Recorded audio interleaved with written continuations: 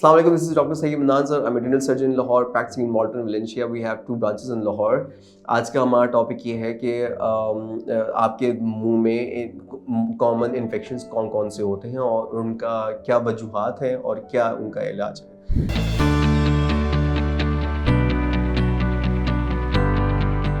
जो कॉमन हमारे मुंह के अंदर जो इन्फेक्शंस होते हैं वो 2 किस्म के होते हैं। एक वो आपके दांत के अंदर इन्फेक्शन होना, दूसरा आपके मसूड़े के अंदर इन्फेक्शन होना।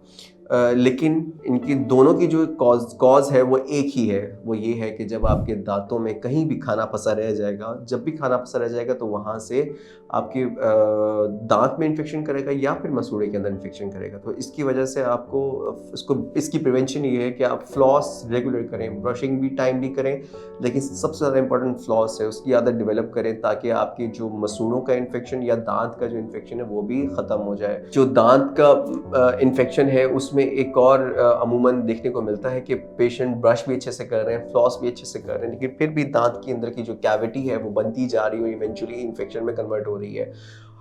उसकी वजह ये होती है कि अगर आप मिरर में देखें तो आपको दांत अपने जो मोलर्स हैं या जो दाढ़ें हैं उनके ऊपर कुछ काली लाइनें नज़र आएंगी ऊपर की सरफेस पे, ओक्लूजल सरफेस पे।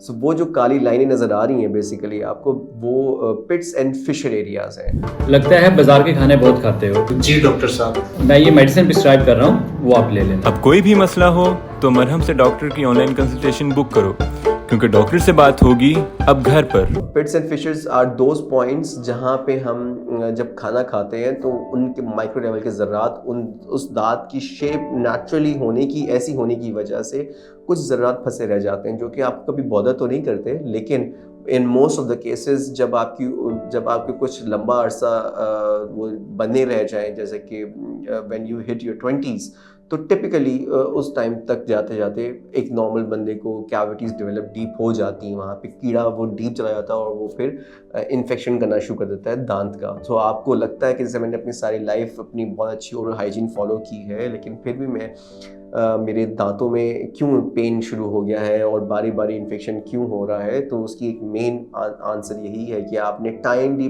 पिट्स एंड फिशर्स सीलेंट्स नहीं करवाए।